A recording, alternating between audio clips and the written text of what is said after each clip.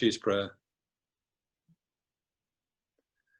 So, before we do anything else, let's just recite the refuge and bodhicitta prayer 3 times. Always the best way to begin. I know we can see each other simultaneously sometimes on Zoom. I'm not sure we can hear each other. So it's not really a successful medium for group chanting, but anyway, we're going to take refuge and generate bodhicitta if we can. To Buddha, Dharma and find fellowship, I go for refuge till enlightenment. By my collections giving and the rest, may I reach Buddhahood for all being's sake. To Buddha, Dharma and find fellowship, I go for refuge till enlightenment. By my collections giving and the rest, may I reach Buddhahood for all being's sake. To Buddha, Dharma and find fellowship, I go for refuge till enlightenment. By my collections giving and the rest, may I reach Buddhahood for all being's sake.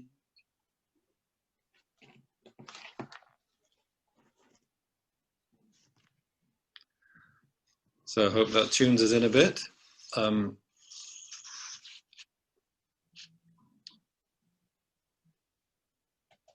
Jill did not say that I'm broadcasting from Nalanda Monastery, France, just like last time, so I'd just like to point that out.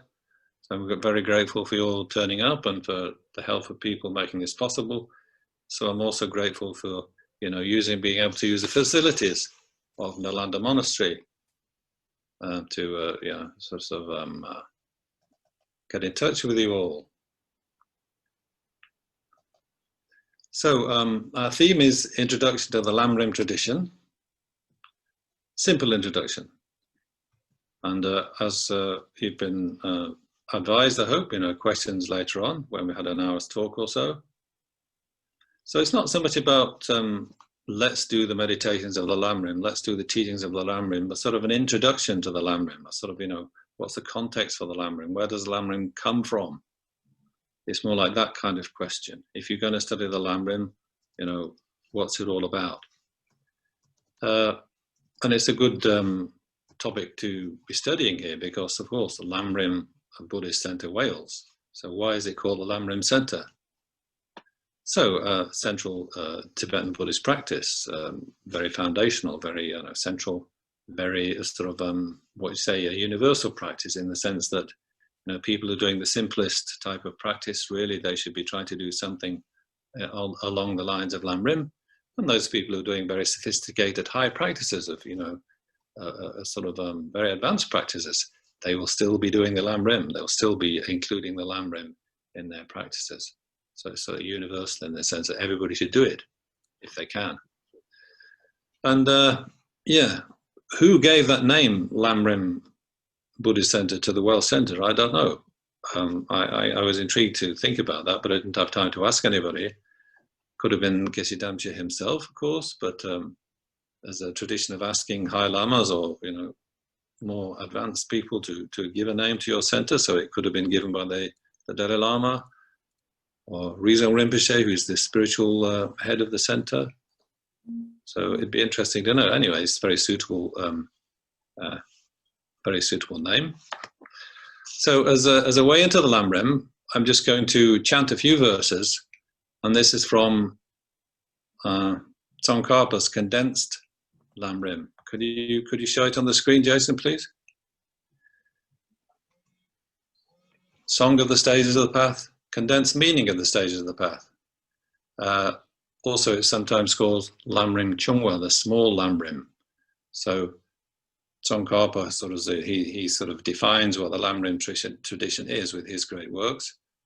And this is like the smallest of the 3 main presentations of the Lam Rim that he did, or you could say it's the most extended of his verse presentations of the Lam Rim. There are briefer ones than this too.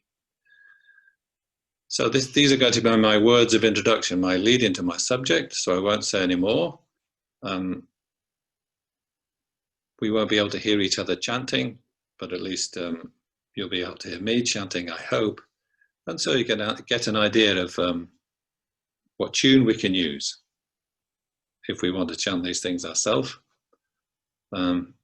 So I hope Jason's going to be on the ball with the finger on the button so that he can scroll down the text as we go through it. Before the Shakya Lord I bow my head.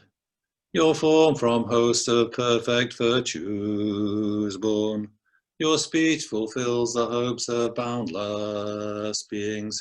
Your mind sees as they are all knowables.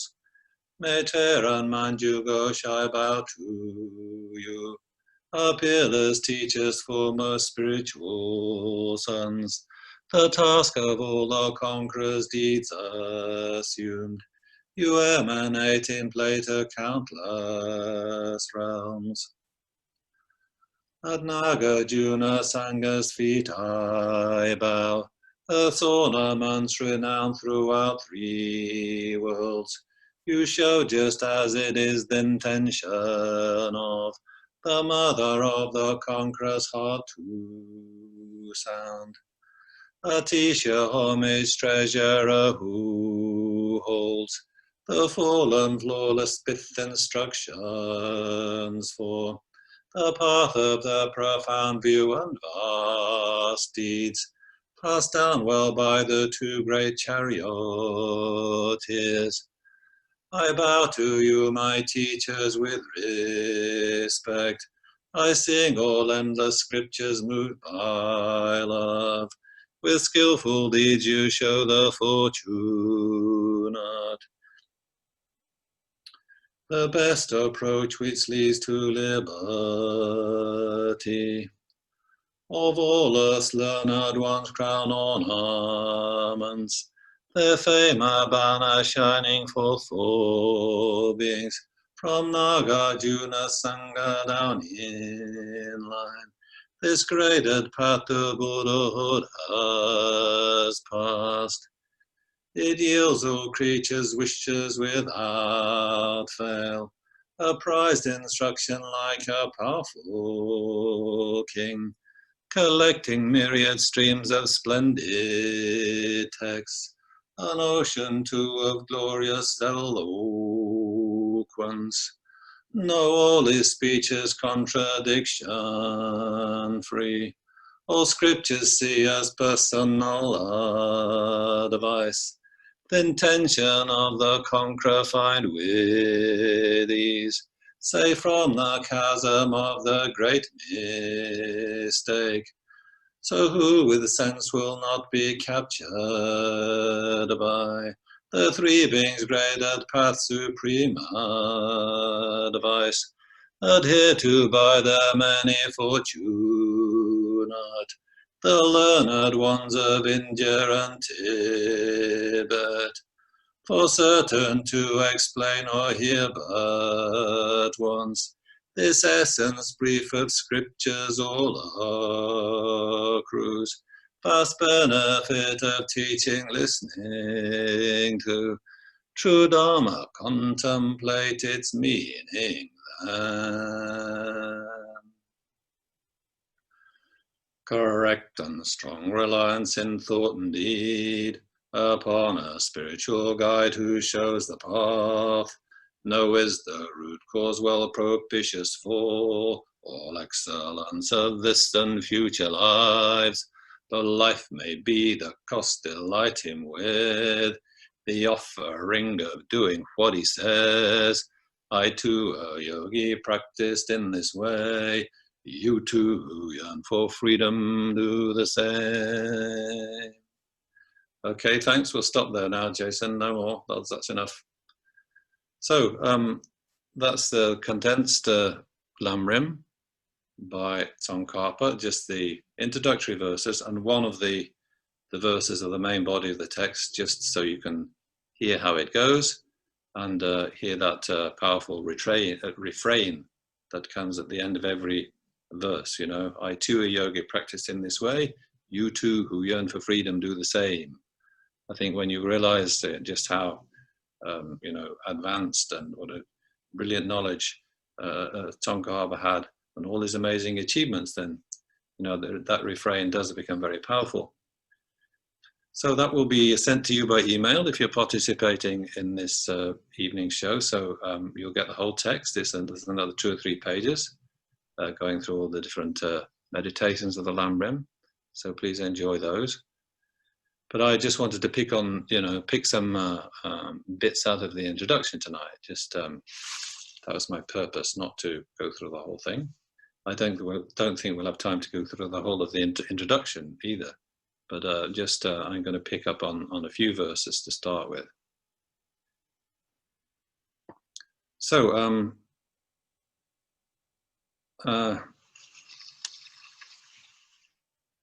let's say the first 5 verses. Well, we could have it on the screen, Jason. We're not going to chant it anymore, but we could still look at it so I can comment on a few lines, if you don't mind. Just that first page, yeah, thank you. The first 5 verses, really, of that left-hand column. So these verses are also in the beginning of the Lam Rim Chenmo, the great treatise on the stages of the path, which you may be familiar with, which is Tsongkhapa's greatest work of Lam Rim. Just talk about it later. So you'll also find these verses in there. So they're obviously relevant to Tsongkhapa's agenda in composing these Lam Rim texts, and indeed, defining what the Lam Rim tradition is. So first of all, we've got homage to the Shakya Lord, that's Shakya Buddha, that's our Buddha. Your form, from hosts of perfect virtues born. Yes, so once you enter the Bodhisattva path, you have the precious human rebirth, we discover the Buddha's teachings, and then we proceed. We can also proceed to Buddhahood. So, how long does it take from entering the Bodhisattva path for the first time and then to getting to Buddhahood? Well, it's said to take, 3 countless great aeons, and it takes a long time. Just as it took a long time for, a human being to evolve on this earth, or for somebody who is capable of standing there and listening to the Buddha's teachings and understanding what they meant. Just that period of evolution of the earth was a very long time, 4.5 billion years or something.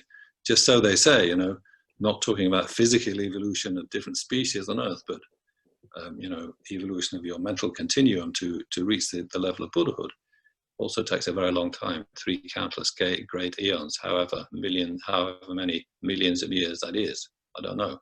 So that's what we're saying about Buddha's body, Buddha's way of presenting himself, Buddha's ability to communicate. It doesn't come just like as an ordinary being, like me talking to you, just born from my mother, learning how to speak.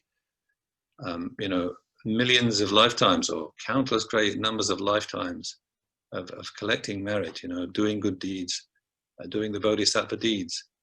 And then you eventually, attain the marvelous state of Buddhahood. So it's an appearance of really surpassing power and great majesty. And when the Buddha comes down to turn the wheel of Dharma on this earth, he means business. He doesn't just give 1 or 2 teachings that you can tuck away and say, oh yeah, that's what I need. He gives a voluminous array of teachings, a massive array of teachings, a massive compilation. Traditionally, they talk of 84,000 teachings, and they talk about it in however many elephant loads of text that would be or something. I can't remember what they said about that, how many elephant loads of text it would be. But anyway, there's many teachings that got lost, but there's still 108 volumes. In the Tibetan way of, making volumes, there's 108 of them. So this is to suit the huge full array of human beings. Buddha taught tribal people, in the India of his day, would be like people. The majority of people in India in his day, I imagine, would come under the name tribal. They'd be living tribal lives. But then there were those who moved out on the Ganges plain, and there were like village-dwelling subsistence cultivators who, forming into more larger societies.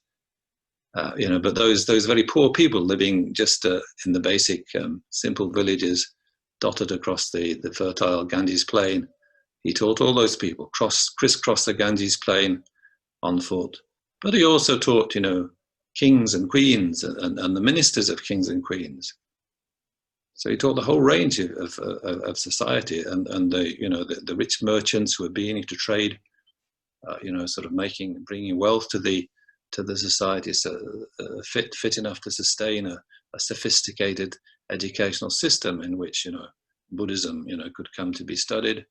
And then he taught many advanced beings too, very, very high level, exalted levels of the path, beings who were already gone to near to Buddhahood. So there were teachings for them too. So what I'm just saying is, there's such a magnificent, huge quantity of Buddhist teachings and teachings aimed at different peoples at different stages of their advancement. That if you had all those teachings in front of you, where would you begin? Even if they were all translated into a language you could understand, like English or the language your native language, where would you begin to read? You could open stuff and you would find stuff that would be very interesting and you could connect with. You'd open other texts that they're written at such an intensity, such a high level thing that you might be quite bewildered. So it's not easy to know or to make sense of the Buddha's teachings just on their own, because he came with a project of teaching in a vast way, for a long length of time, and for all beings who needed it. So then the next verse, Maitreya and Manjughosha, I bow to you. Maitreya and Manjushri, I bow to you. So they assume the task of spreading the conqueror's teachings, and they emanate in play to countless realms, it says. So Maitreya and Manjushri, sort of two of Shakya Lord Buddha's foremost disciples, foremost in the Bodhisattva vehicle anyway. Many other styles of practice, but in terms of Bodhisattva vehicle, they were foremost disciples. So focusing on the Bodhisattva vehicle then, we wouldn't say that Maitreya and Manjushri walked on this earth. They were more connected with visions. They were sort of mythical, supernal bodhisattvas who, if you have a pure enough mind, you can connect with and get teachings from. Tsongkhapa certainly got a lot of teachings from Manjushri. And then the next pair of teachers in the next verse, Nagarjuna and Asanga's feet I bow, earth's ornaments renowned throughout 3 worlds. You show just as it is the intention of the mother of the conqueror's heart to sound. So they did walk the earth.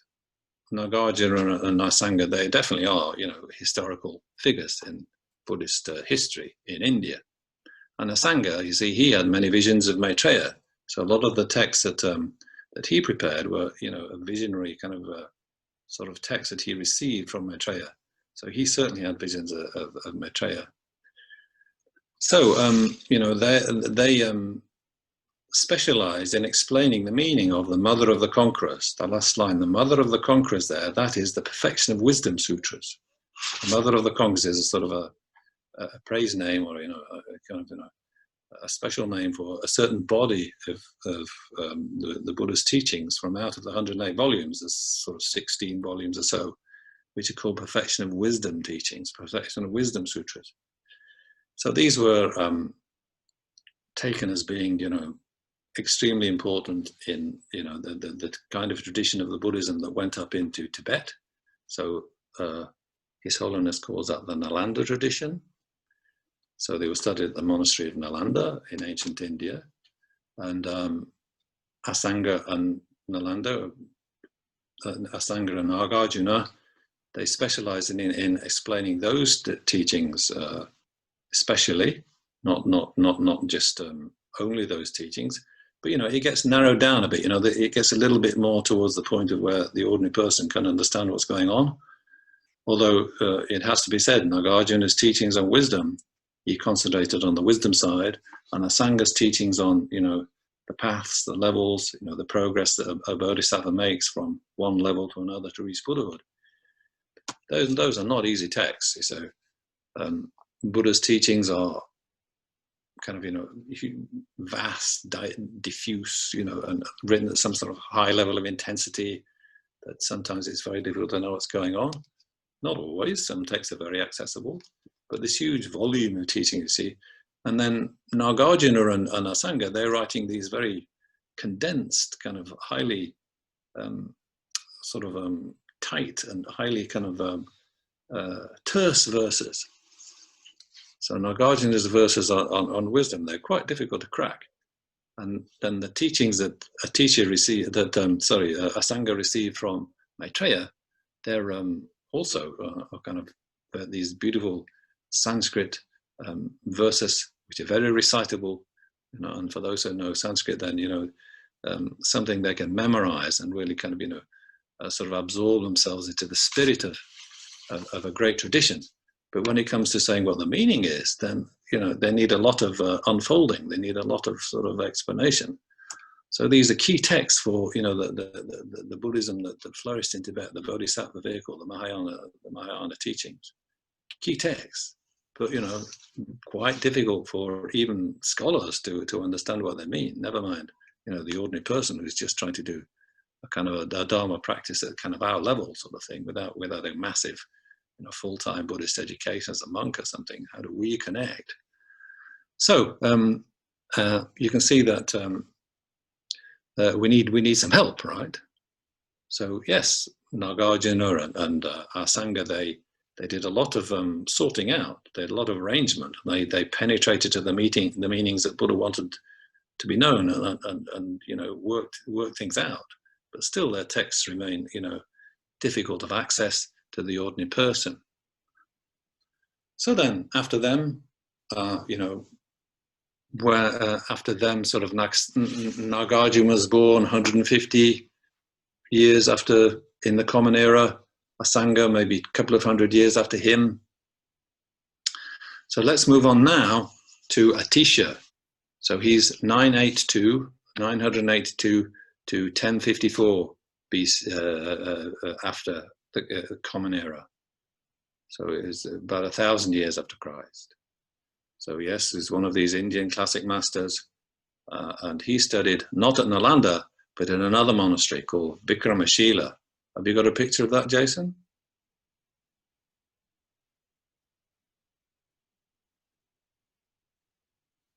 Got a couple of pictures of where he studied, the ruins.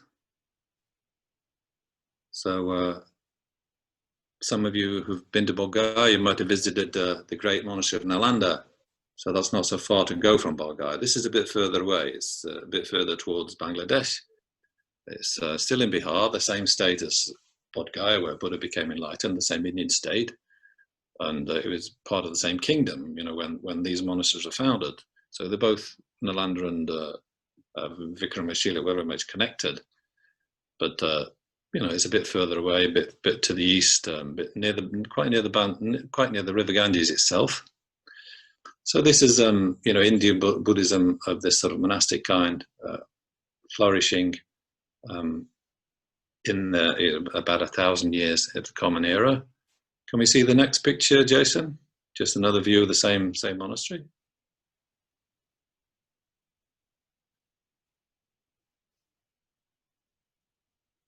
Yeah, so India, green and fertile. It's heavy monsoon, quite a different climate from Tibet.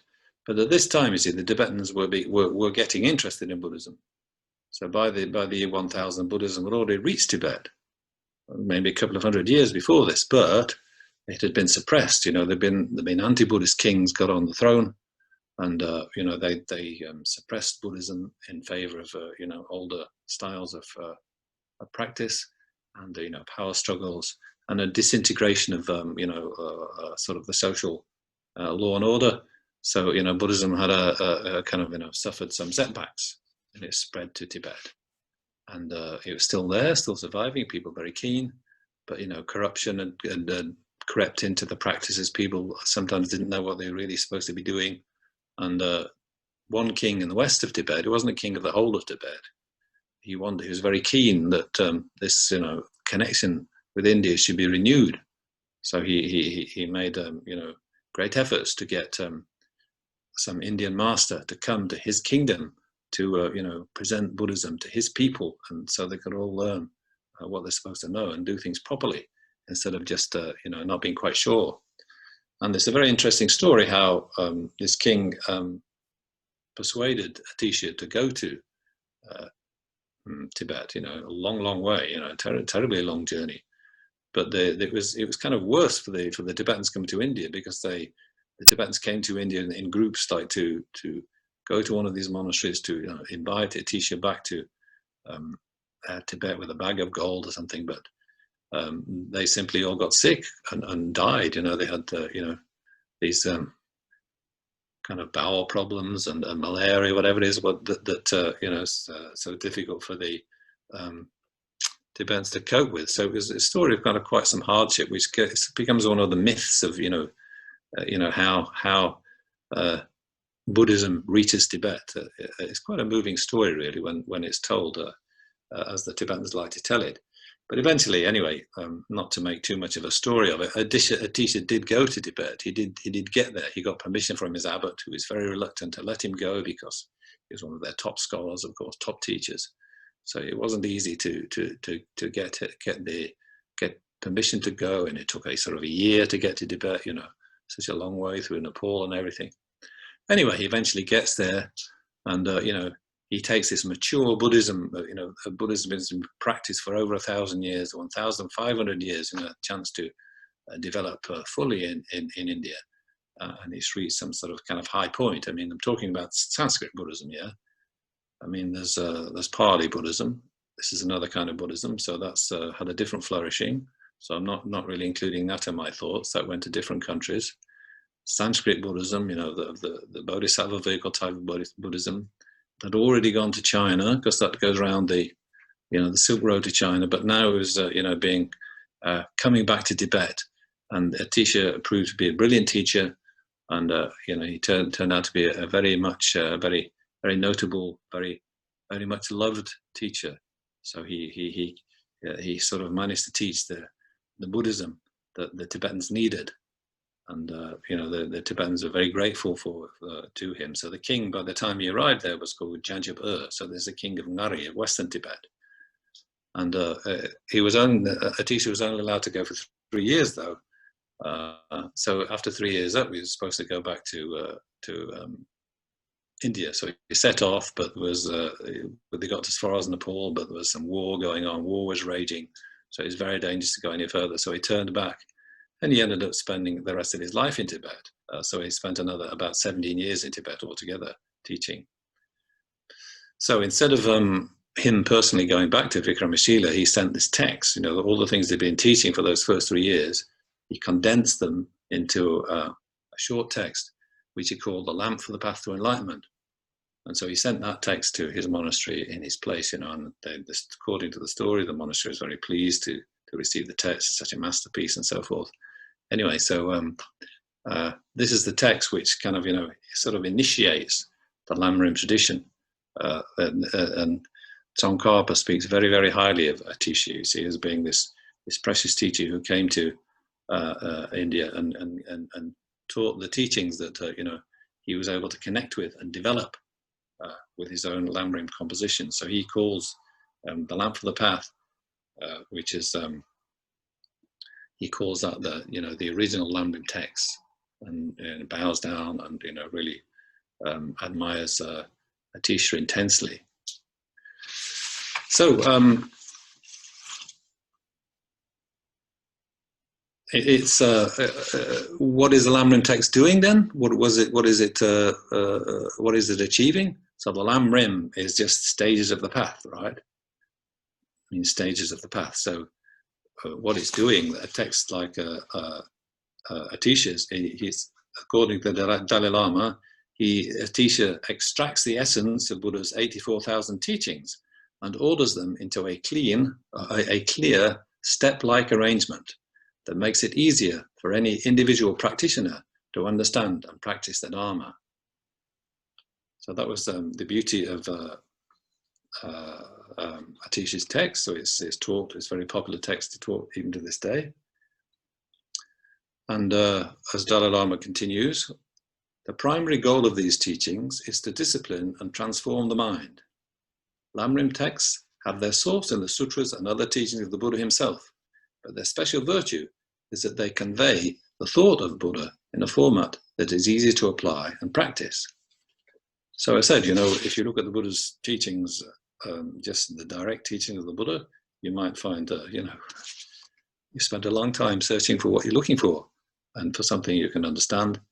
But there's such a variety, and those great texts by the classic masters of Indian philosophy in themselves, they're quite difficult. They're written for the scholars, people who've got the training in Sanskrit and debating and so forth. But at a certain point, we want the teachings, the text that the much more ordinary person can handle as well. It's not that those high bodhisattvas and great beings won't practice the Lam Rim; they will. But we want them the subject set out in a manner that the ordinary person can sort of cope with. So that's the whole point of the Lam Rim. And after Atisha, then there's other exponents of who are writing similar types of texts, perhaps inspired by Atisha.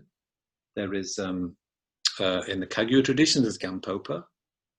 So he combines the teachings of Atisha with Milarepa's teachings, you see. So that's the Milarepa is famous in the Kagyu tradition. So his jewel ornament of liberation is you can say that's this type of summarizing, synthesizing type of text.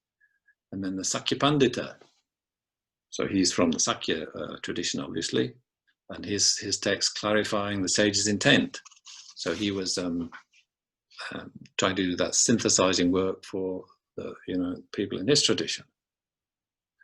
Gampopa, he's born in 1074, so that's not long after Atisha passed away. And Sakyapanda born 100 years later, 1182. So they come between Atisha and Tsongkhapa. But what about what Tsongkhapa takes to be the special feature of Atisha's lamp for the path to enlightenment that really inspires him, is somehow makes his text a little bit different from Gampopa's and Sakyapandita's and texts like that.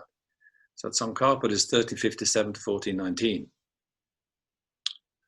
So at this time, the Kangyur has really more or less been translated in Tibetan and formalized. And the Tengyur, the great texts of the Buddhist speech and the great classical Indian masters, they've been sort of really finally, properly translated and arranged into so that they're available in Tibet for people to study them. So he's coming at a time when sort of Buddhism is reaching a certain point of penetration into Tibetan society. Many monasteries and lots of study going on. So what he does, Tsongkhapa, then, he's taking his cue from maybe the first part of Atisha's Path for Enlightenment. So just the first 4 or 5 verses. So I'm just going to read those. So this is not my translation, but just what was Atisha saying. So Atisha says, understand that there are 3 types of persons because of their small, middling, and supreme capacities. I shall write clearly distinguishing their individual characteristics. So he's got 3 characteristics, 3 individuals in mind, see, 3 types of being. So he wants to write his Lam Rim with those 3 in mind. So verse number 3. Know that those who, by whatever means, seek for themselves no more than the pleasures of psychic existence are persons of the least capacity. So these people are doing Dharma practice. We're not talking about people who are just sitting around, drinking chang, drinking beer and kind of taking a worldly approach. We're talking about Dharma practitioners, but these people are not, haven't got as far as wanting to get out of cyclic existence or anything like that. So they're doing their Dharma practice with the aim of getting a better rebirth in future. Maybe they feel they're uneducated, or they're too busy in this life, or they are, of hardship or poverty or something. So it's not possible for them to do much Dharma practice in this life. So they're aspiring to be able to do greater Dharma practice in the future, or else they're just aspiring to have a more comfortable life in future, in the future life. And above all, they've got to avoid being born in the 3 lower realms. So that would be a great disaster. So they have an agenda, kind of a Dharma agenda. They're thinking about their next life as much as they can, but their agenda is still sort of, within the confines of cyclic existence. So what kind of practices they do? Well, they take refuge in the three jewels. They rely on the refuge of the three jewels to guide them, to sort of help them avoid the prospect of being born in the lower realms and so forth. They abandon negative actions, so they're conscious of karmic consequences of their actions, knowing that the karmic consequences of their actions are highly, highly, powerful in determining where they'll end up in their next life. And they practice the virtue of abandoning those 10 non-virtues. So they're abandoning harming others, basically, relying on the three jewels, generating faith in the three jewels, praying for, these future possibilities of precious human rebirth in cyclic existence, and going on from there. So now we all need a precious human rebirth in cyclic existence, unless we are, going to get enlightened or, free from samsara in this life, which some of us might be, stand a good chance, but somebody like me, probably not. So it's not like these practices are just confined to those guys who are just only interested in, having a better fortune within cyclic existence. We all need to practice the same practices. So we all need to, increase and improve the chances of getting a decent rebirth the next time round. So that's very important for us to continue our practice at whatever level we are at. So all these practices of refuge in the three jewels, abandoning negative acts, practicing the virtue, abandoning the non-virtues. So all these are practices that everybody wants to do.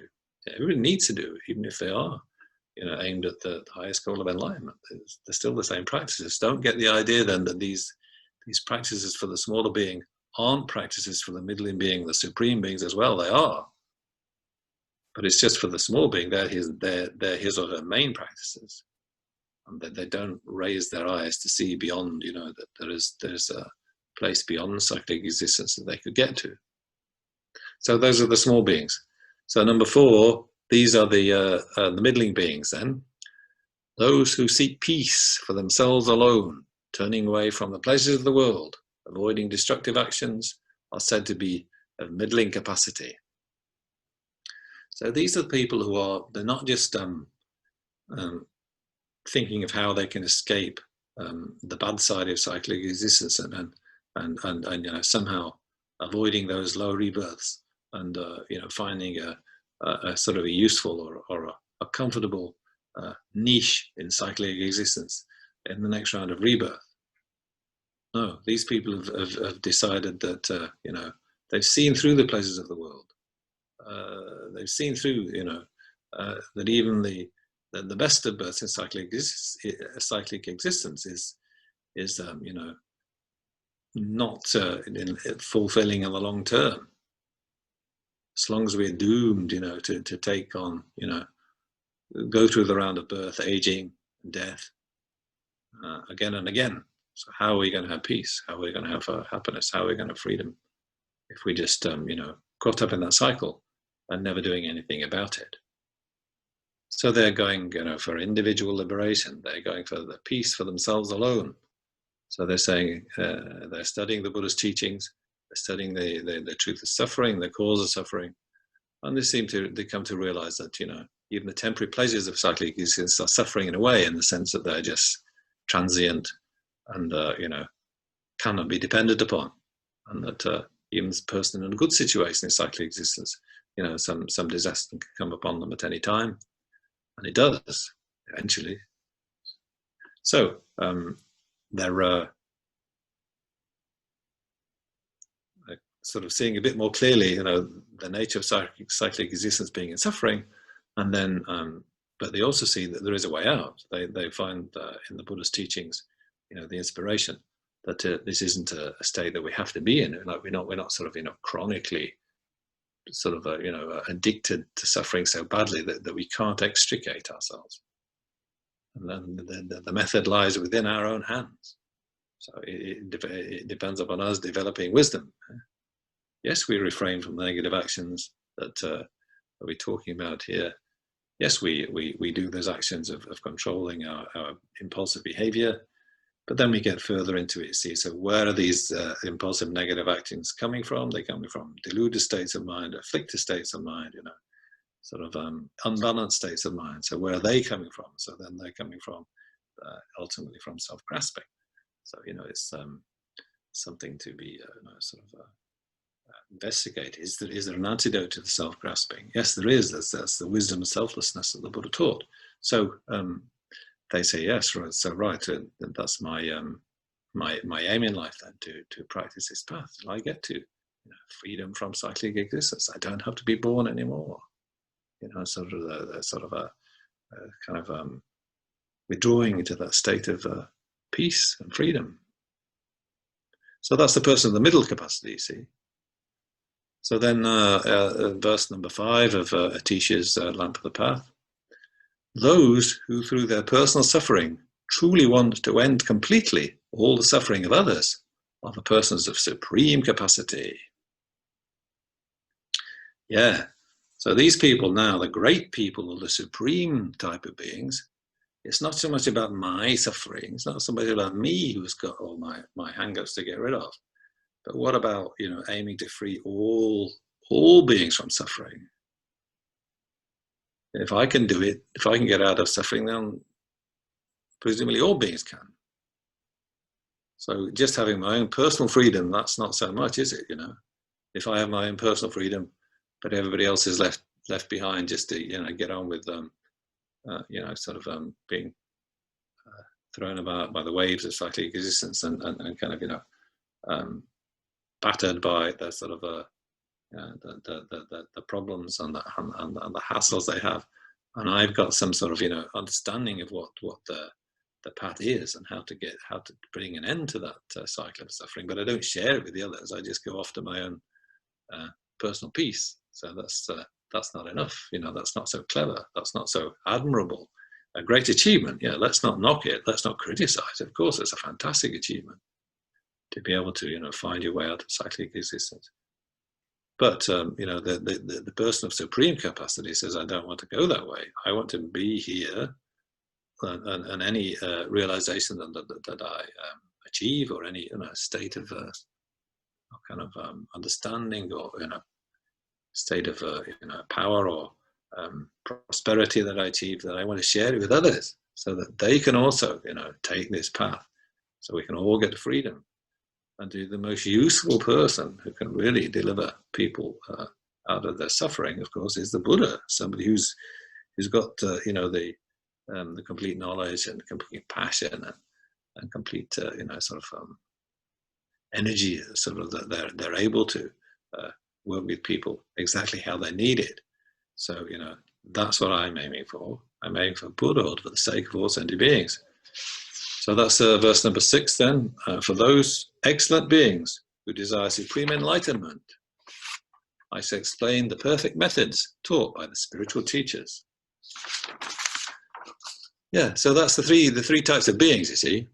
So this method of summarizing the you know, the whole breadth and depth of the Buddha's teachings into, you know, stages of the path of practice, but in terms of these three beings, this is kind of what Tsongkhapa saw as being, you know, the way to take the essence of Buddha's 84,000 teachings and to explain to people who, you know, need a methodical kind of step-by-step presentation. This is the way to do it, through the framework of the three types of beings. Yeah, so and that's what he's really kind of admiring in Atisha's work, and that's the pattern he adopts for his own Lam Rim text, Tsongkhapa I'm talking about. So when we talk about Lam Rim text in a bit of a narrower sense, a precise sense, then the Lam Rim text should use these features of the three types of beings: the small being, the middle being, and the being of great capacity. So it's not like they all have these their own separate practices, and they're all sort of practicing separately from each other. No, no, no. If you're somebody on the middling type of being, so you're trying to, you know, work out what is the cause of suffering altogether, of all cyclic existence, and working out how you can free yourself from that suffering. Still, you need to be practicing those practices of the small scope being who is going for refuge, is studying karma and avoiding negative actions, and so forth. You know, you still need to be doing the same practices he is. You just got a slightly different motivation. So all these teachings fit together. It's not like they're all separate trips for different people. Like the small being doesn't practice like the middling being or the great being, but the one above has to practice the practices of the one below. So when you teach the three types of beings in the Lam Rim text, somebody who's, you know, of that supreme, bodhisattva kind of potential, and you know, all our great teachers like Dalai Lama and Kyabje Lama Zopa Rinpoche, they're always trying to persuade us to go down the bodhisattva road, aren't they? So, you know, we have to practice the practices of all three beings as would be bodhisattvas. So the paths are kind of the higher includes the lower, you see. So understand how those three kind of fit together. So, and that use of the three types of beings as the kind of, you know, the structure of your text of summarizing the Buddha's teachings, that is the sort of the precise meaning of the Lam Rim text. You know, well, it's a text that summarizes the Buddha's teachings like Gampopa's or Sakyapandita's and gives you the main features of the path you should practice. Yeah, you can call that a Lam Rim text, but the precise meaning that it has is explaining the stages of the Buddha's path in terms of these three beings. I think, you know, to distinguish, you know, that's what Tsongkhapa sort of, you know, puts to the fore in his text, and he's getting the idea from Atisha. Okay, so Tsongkhapa comes along 1357 to 1419, and he wrote the text, which is his masterpiece of Lam Rim, in 1401, and he wrote it in a place called Retting or Radring. So could we have those pictures, the next two pictures of this Radring, please, Jason? The first one is the black and white one. Yeah, great. So that's a picture taken in 1950, you know, by a British diplomat in Tibet, Hugh Richardson, who's great friends of the 13th Dalai Lama. So he was able to see Retting before it was destroyed by the Chinese. So that's not far from Lhasa. You know, it's like, I've never been there, I've never been to Tibet, but I understand this, in this valley that's running down by the side of the monastery, runs into the Sangpo, the great river that Lhasa is situated on. And it's not so, but it's not so far, I don't think only 30, 40, 50 kilometers from Lhasa, maybe in the northerly direction, I'm not quite sure. So, yeah, okay, let's have the next picture then, Jason. So this monastery was set up by Dromtonpa, who was Atisha's main disciple. So this is after the Chinese have done their damage, and this is the restoration that's been achieved. I mean, probably more has been achieved now. I don't know where that photo was taken, but you can see people are working inside, kind of rebuilding the monastery, or one building of the monastery. That's probably the main building of the monastery, I would guess, but I don't know.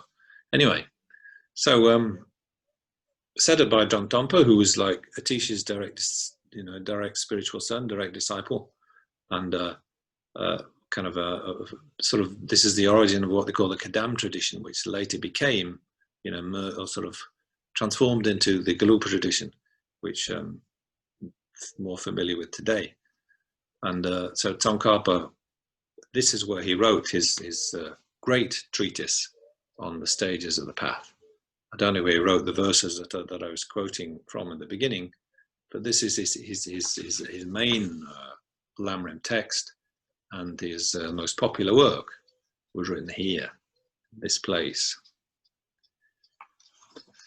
So Tsongkhapa's work is a kind of it seems extremely important. You know, people really loved it. He was very popular, I mean, it's still a demanding text. It's not a text for, you know, just a person who isn't a bit well versed, but, you know, all the scholars and other you know, people who understood the text in depth could then use it to teach, you know, their own kind of, you know, followers, whether according to their level of difficulty.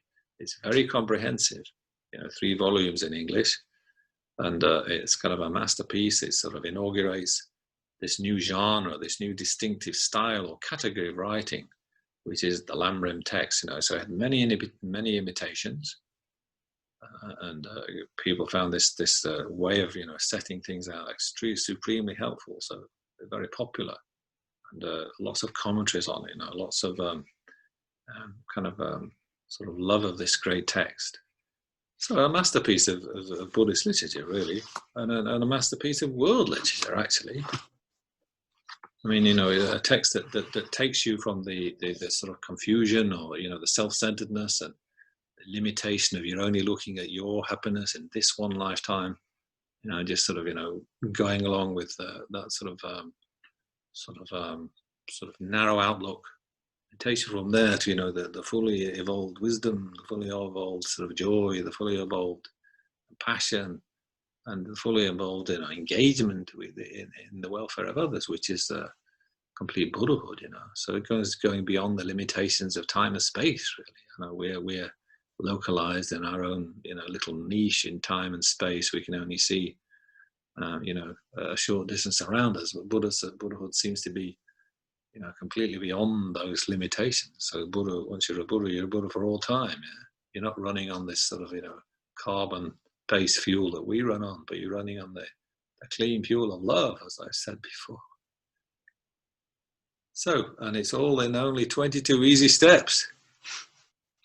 Yeah, so that's, if you want to make it sound easy, you can. You just have to do these 22 meditations, let's say. But, well, yeah, we can try anyway. So that's the Tsongkhapa's great treatise on the stages of the path.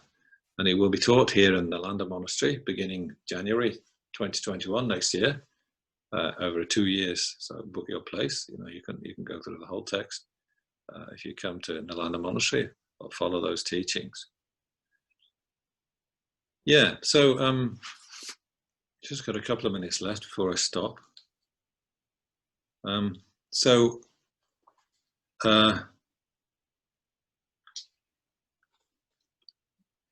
Tsongkhapa's connection with Atisha, then, you know, he really felt he was fulfilling Atisha's work in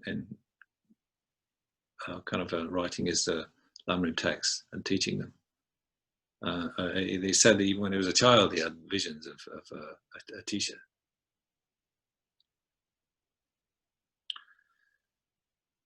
So well, maybe I'll just read one quotation here from.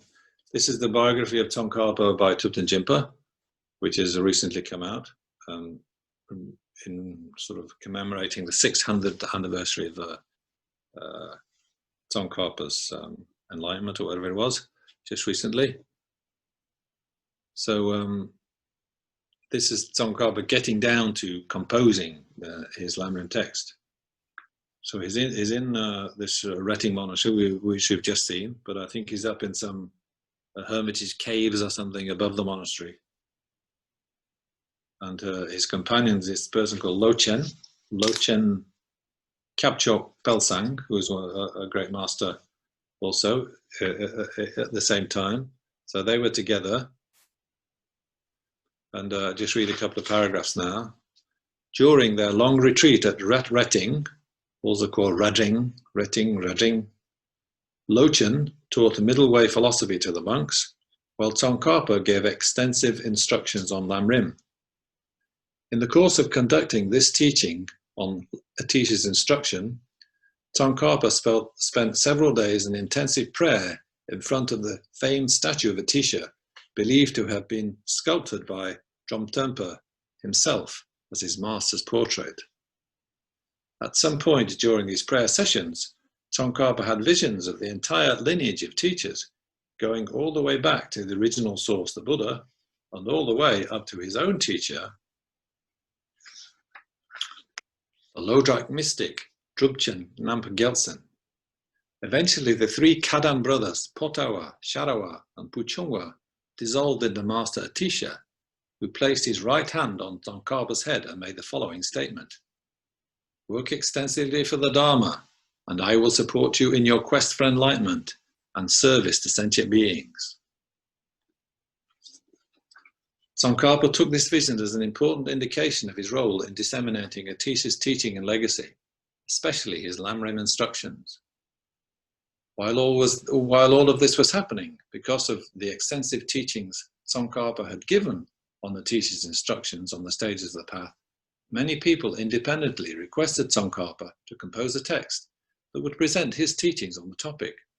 Prominent amongst those who made the requests were Lochen, the abbot of Sangpu Monastery, Kunchuk Tsultrim, and the grand abbot of Zulpu Monastery, Kunchuk Belsang.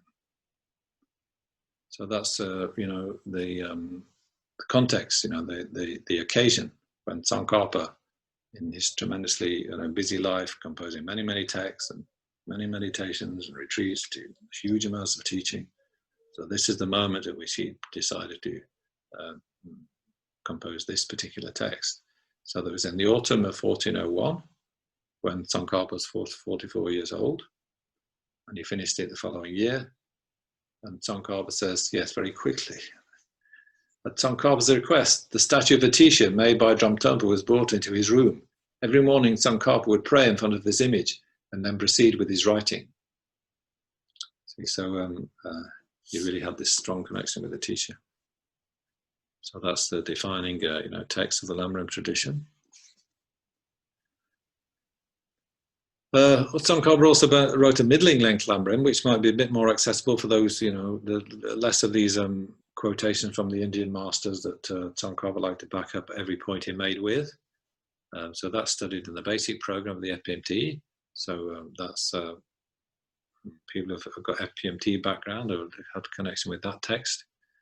And then the smaller Lam Rim was the one that I've quoted from the beginning, those verses I chanted. Another Lam Rim text you might want to make a note of is Pabonka's Liberation in the Palm of Your Hand. That's just a bit more kind of user-friendly, a bit more kind of colloquial style with jokes and stories in it, by Bonka, who's like a master of the sort of earlier this century. So this is sort of a very much loved text, well-loved text, and that's translated into English. And there's Illuminating the Path to Enlightenment.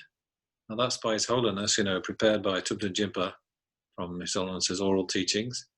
And that is a free book. So if you go onto the FPMT website or the Lama Yeshe archive, you can download that book, Illuminating the Path to Enlightenment. So it's commenting on Atisha's Lamp of the Path to Enlightenment and on that condensed Lam Rim text that I quoted from at the beginning.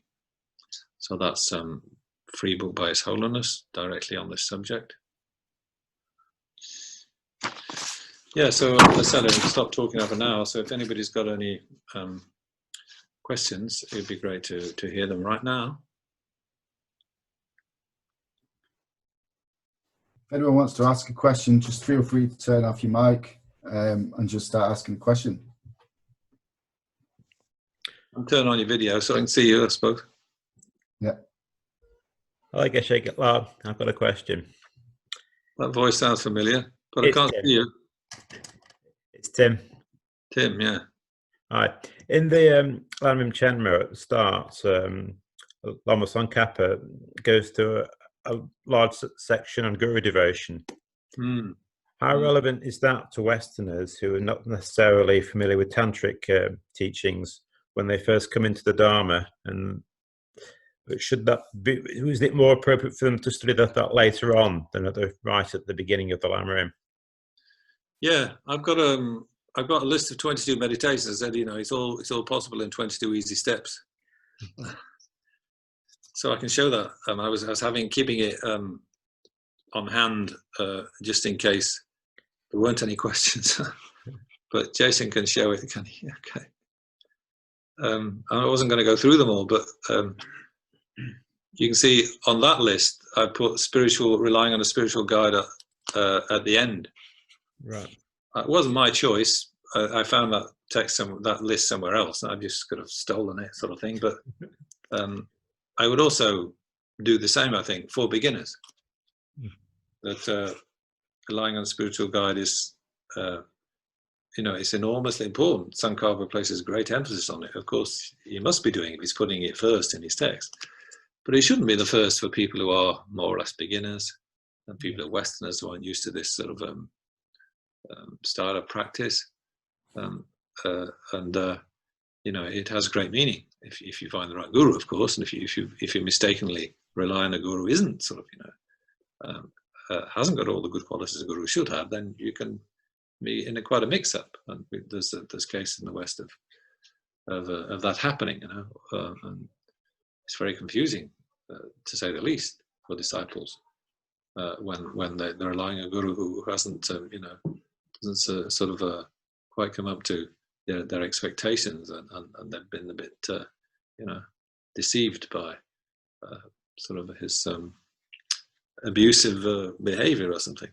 So we really have to be very careful. Yeah, so I'd put it much later on like that, Tim. Yeah, right. Okay. For beginners and people who aren't, aren't quite ready for it. What audience did Lama Tsongkhapa have in mind? Was he thinking purely a monastic audience, people who were going to go on to tantric teachings, or did he have a much wider audience in mind? Yeah, he does. Those teachings of Guru devotion, they do seem to be like taken not from tantric texts and put there, even though this is a text which isn't talking about tantra hardly at all. But I mean, of course, it's a preparation for tantra. Tsongkhapa was very, very keen on tantric practice, and he wrote another sort of text like this, like the Lam Rim, on the tantra. So the grounds and paths of tantra, they're sort of steps of progress on the tantric path. So he's enormously keen on tantra. So he wanted people to be able to rely on the spiritual guide in the right way, and that he knew that would help them. But who his audience is for the Lam Rim? Well, I think it's all types, really. I mean, it is. It's not the most easy of works that anybody can pick up and read, even if they have got much education. It's trying to prove every point very carefully. He's using a lot of reasoning and a lot of reliance on these Indian texts, which are lots of quotations. So his middling Lam Rim is a bit more accessible, a bit more kind of condensed, and a bit more kind of manageable. But yes, I think his audience is Buddhists as a whole in Tibet. I wouldn't really discriminate for any particular lot. Thank you. Thank you. I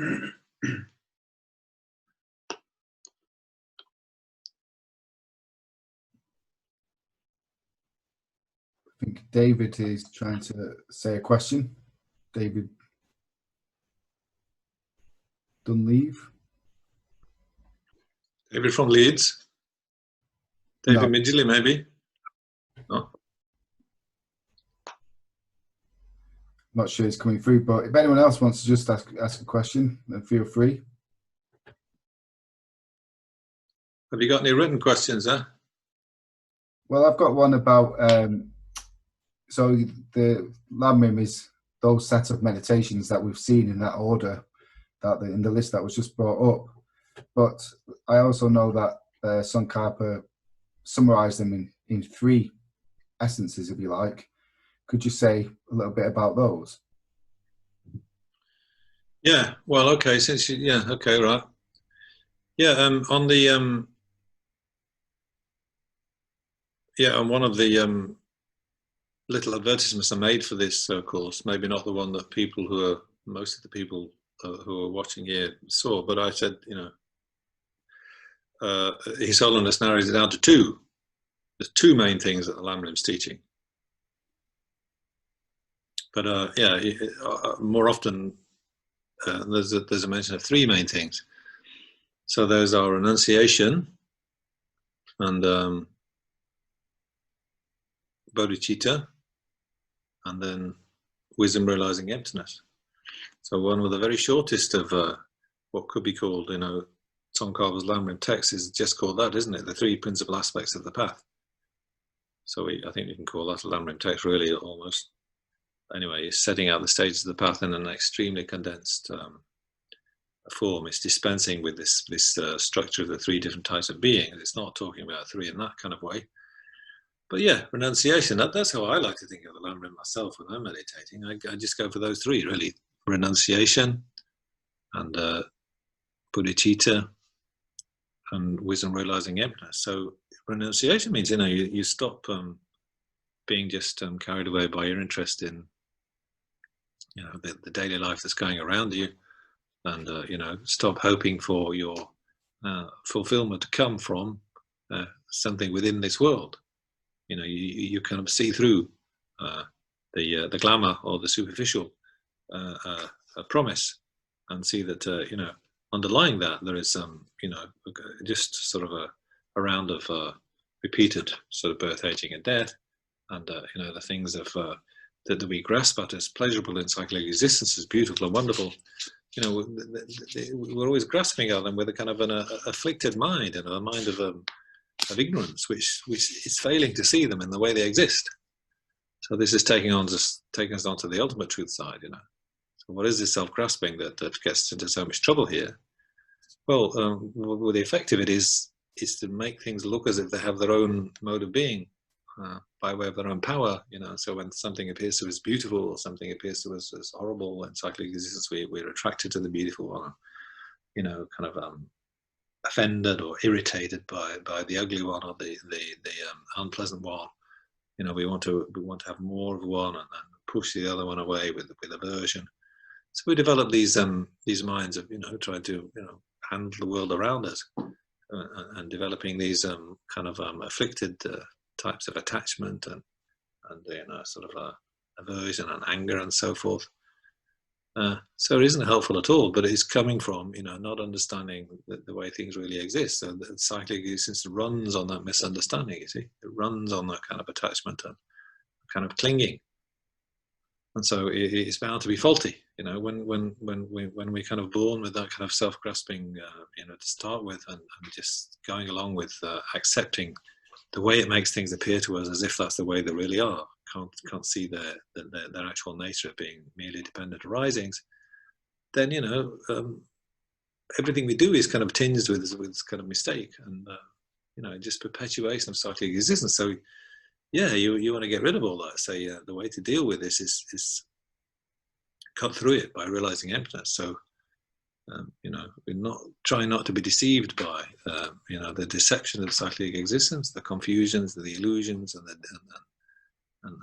the delusions.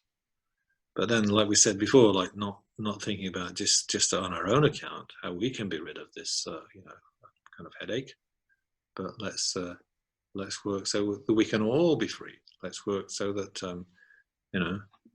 we can all kind of see the cyclic existence is something we just got to cut through and reject, and do away with. So there's the Bodhisattva approach. How do we do that? We have to become Buddha, fully enlightened, not just get out of suffering on our own account, but to the full, complete, perfect enlightenment of a Buddha. So that's the compassion. And so then the third kind of the three principal aspects then is wisdom realizing emptiness. So that is the third principal aspect of the path, the ultimate truth. So realizing that is your third aspect. So is that what you're talking about, Jason? Yeah, I was just asking about the three principles. You're asking what? Yeah, that's answered the question, yeah. If that's what you want to. Yeah, good. If there's any other questions, anyone would like to just turn their mic off and just start speaking?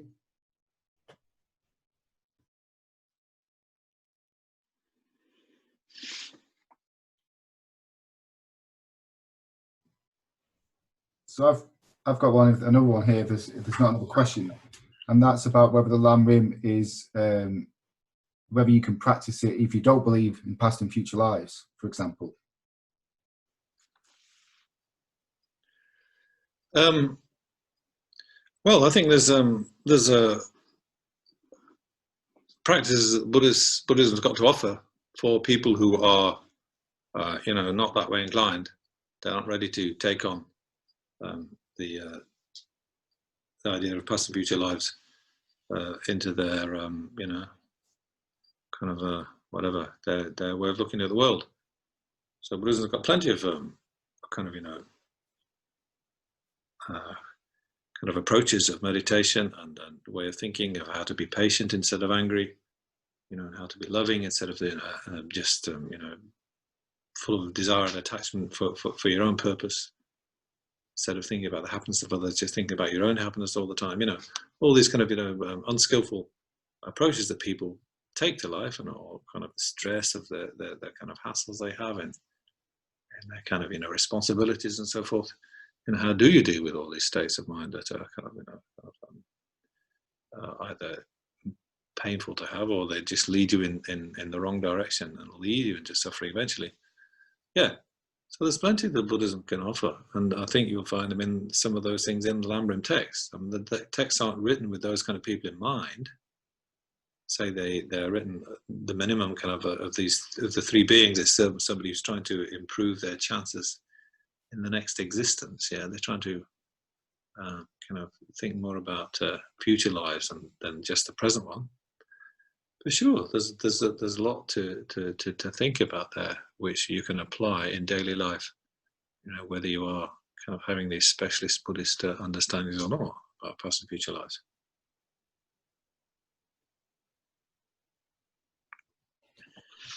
So I'll leave the floor open again for another question, and if not, I've been passed a bit of information from David Johnson. At the start of the talk, you queried how the centre in Wales became known as Lam Rim.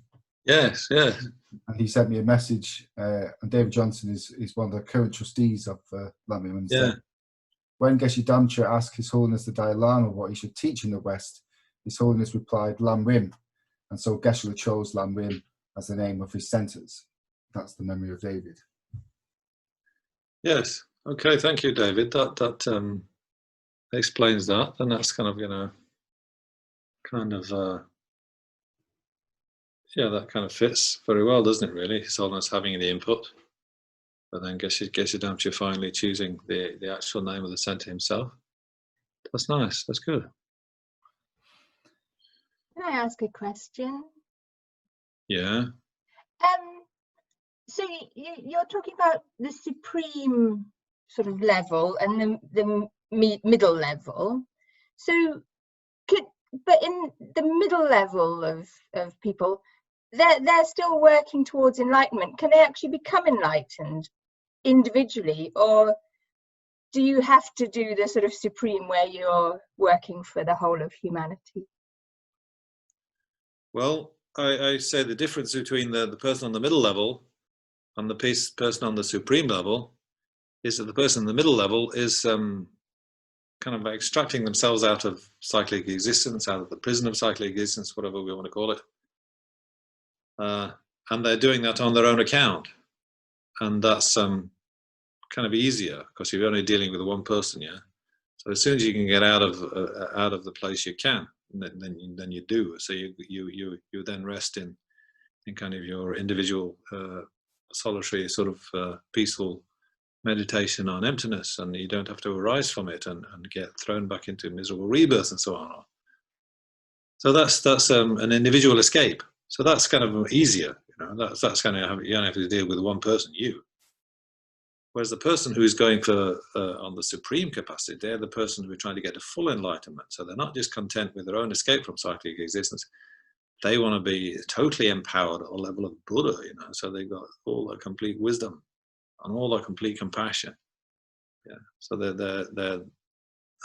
it's a much longer path, you see, because you've got to build up so much more kind of compassion, so much more, you know, merit, and so much more deeper understanding of emptiness, and meditate on it for much longer to free yourself from all your kind of delusions to get to the kind of the full, you know, omniscient level of Buddhahood. So there's two different sort of goals there. So the one of the middle capacities is going for their own private, peaceful escape, whereas the person who's the Bodhisattva, they don't just escape as quickly as possible. They remain in the world, trying to help the world, but at the same time performing their, doing their practices, doing their own studies, so that they can eventually get to this higher level of wisdom that a Buddha has, and that great compassion that Buddha has, which the person going to the individual liberation level doesn't have so much, that compassion, that concern for others. So there's two different kind of goals there. That makes sense. Thank you. So one more moment for any other questions. If not, we'll finish there.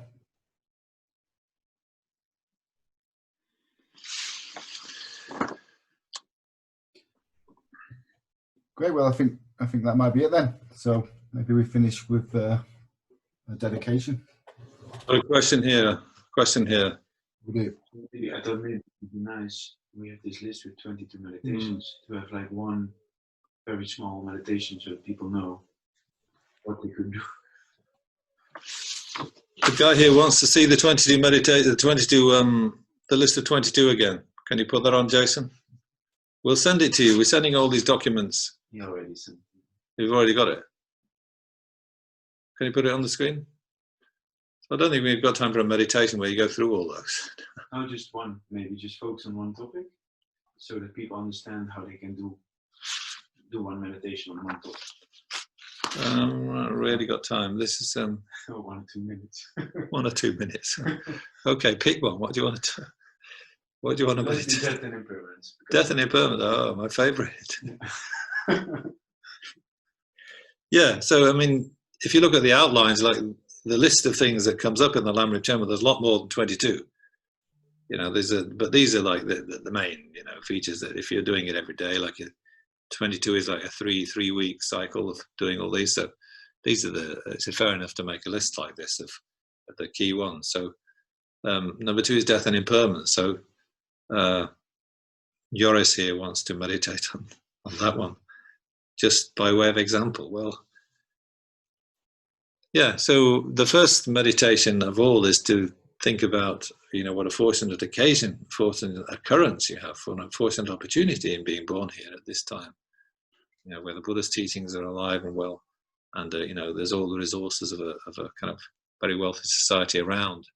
For most of us, I'm not quite sure who's listening, but most of us are, in an incredibly fortunate situation compared to, most of the history of humanity. All those 300 years of human evolution. So somebody who's got Buddhist teaching at their fingertips with their iPads and kind of libraries and so forth. So really fortunate opportunity we have, but it's all extremely fragile. It's all extremely kind of transient. Whether it's our own life or the life of our society now, or the life of the biosphere here.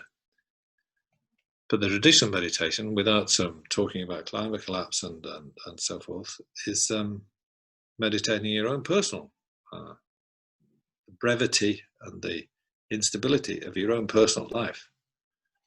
So the meditation on death and sort of gross impermanence, there's meditations on subtle levels of impermanence too, but the simple initial one is you have to keep reminding yourself that you are, you're going to die very soon, basically. And then make sure, you say, well, that makes me panic. I don't want to think about my death, But a practitioner will, because they don't see death as the end. Even if it is the end, by remembering that you're going to die soon, it cuts out a lot of the rubbish, You attempt to get angry with people, waste your time in sort of fruitless emotions, which just kind of, kind of a surge of your own sort of clinging to your own self-importance or your own self-pity or something, and do they really help? So if you remember your death, you kind of maybe much more careful with what you're doing with your life and trying to make it very meaningful, because it's it can be taken away from you at any moment. So you want to be doing something very precious with what you've got now, instead of squandering it on just sort of superficial entertainments, or as I say, indulging in kind of sort of emotions that don't make you happy, don't make anybody else happy, Anyway, so then you remember your death. I'm going to die. So you meditate on that. You're going to pass away from this life. Even the Buddha passed away from this life. Life's getting shorter all the time.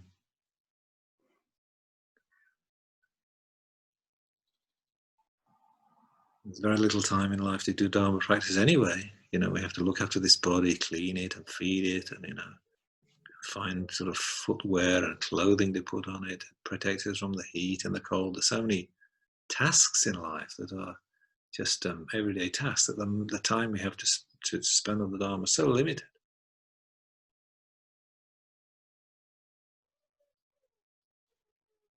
So that kind of meditation means, you know, we really determine to use this life as well as possible. And that means, you know, what comes after death? Well, what's going to help us after death is Dharma practice.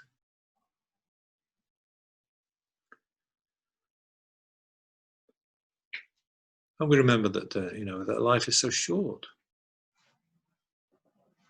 And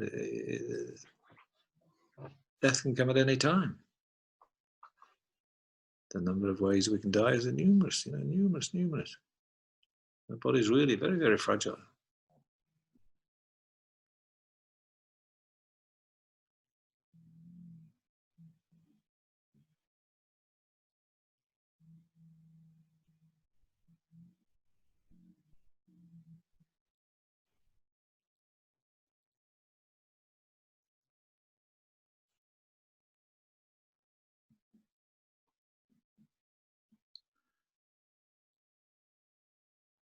So death is certain. The time of death is uncertain. The time of death is, it could be tonight, could be this very day.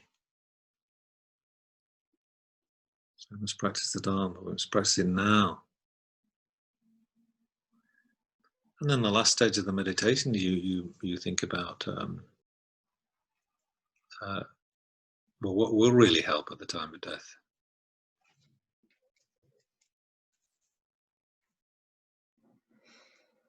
Well, my friends, my relatives who I take pleasure in, they're not going to accompany me when I'm dead. My wealth or my possessions, you know, my favorite things, leave all them behind when I go.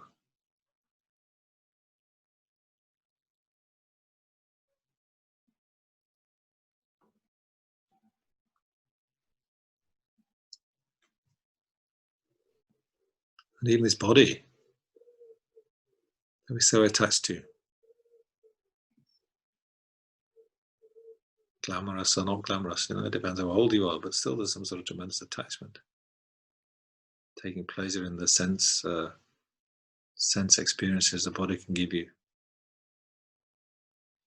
But that's not going to go with us when we die. Even that's going to have to be left behind.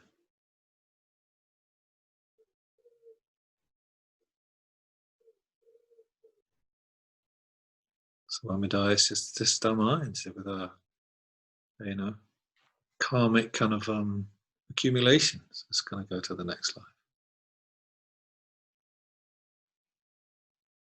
So it's really important to go with, you know, focus on the virtuous. It's the virtuous karmas to ripen up to give you the hope of a useful rebirth in future. And negative karmas will ripen up to, you know, give you a life of ignorance and frustration as an animal, great suffering, some great disasters, some kind of, you know, suffering, some lower realm, far, far, far from being a human, you know. So you really have to do your Dharma, work up your virtuous karma, rely on your Lama. So that's the message of the meditation on death, that you really have to get on with your Dharma practice. Sort your mind out. The time is very short. The Buddha's teachings are here to help us.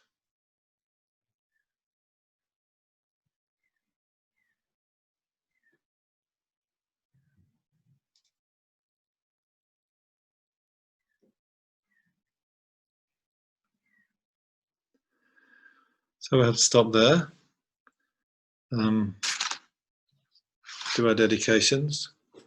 So can we have the dedication prayer, final Lam Rim prayer, please, Jason, on the screen?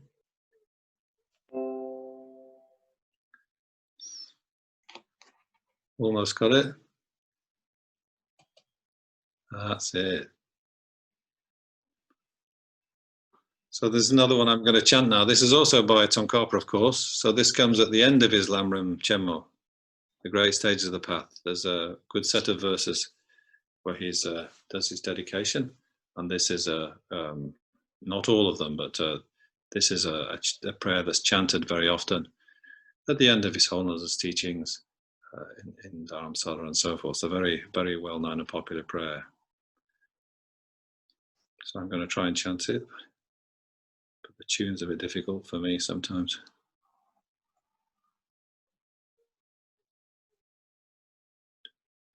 Through what I've gathered by long efforts here, of two collections vast as space, may I become a mighty conqueror, guiding all, whose wisdom I is dimmed by ignorance, until says time held by Manjushri's love. In all lives let me find the best of paths, have graduated teachings all complete, and please the conquerors by achieving it, as done by love's compelling power unskilled, in seeing the path's essentials as they are, expunging darkness from my greatest minds. The conqueror's teachings may I long uphold, where these most precious teachings of the best have not yet spread, or once spread have declined. With great compassion lifting up the heart, let me reveal this treasure of delight. May to the stages of the enlightening path attain with sons and conquerors wondrous aid. Bring freedom seekers' minds to glory, and the conqueror's actions long perpetuate, with right conditions found for following the gentle path and adverse one removed. May humans and non-humans for all lives not part from that pure path the conquerors praise. When anyone endeavors to perform the best of vehicles tenfold deeds, may those almighty always lend their aid, and oceans of good fortune all pervade.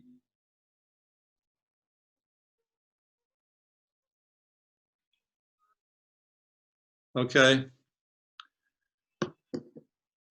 that's it then. Thank you, Geshe Graham. Mm. Thank you so much for your teaching, and thank you to everyone for coming this evening and joining us. We're very, very grateful to have Geshe Graham with us, very privileged, and hope you continue well in France, in your monastery.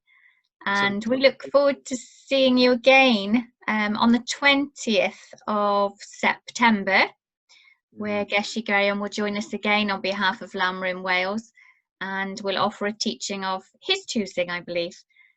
We shall look forward to details of that shortly. And if you're not on the Lam Rim mailing list and would like to be, I have just put the email address in the chat lamrimwalesmanagers@gmail.com. And if you're already on the list, we will send the papers that Geshe Graham has kindly is sharing with us, and we'll mail those out to you. And this has been recorded live on Facebook, so you will be able to see the recording back, or if you know people who would like to have benefited from this evening but weren't able to join us, please direct them to the Lam Rim Facebook page. And we will also be setting up a YouTube channel, and Geshe Graham has kindly allowed us to share teachings via that route as well. So to everyone, stay safe and well, and especially to Geshe Graham there in France, thank you again. Yeah. Goodbye then. All right. Thank you, Geshe.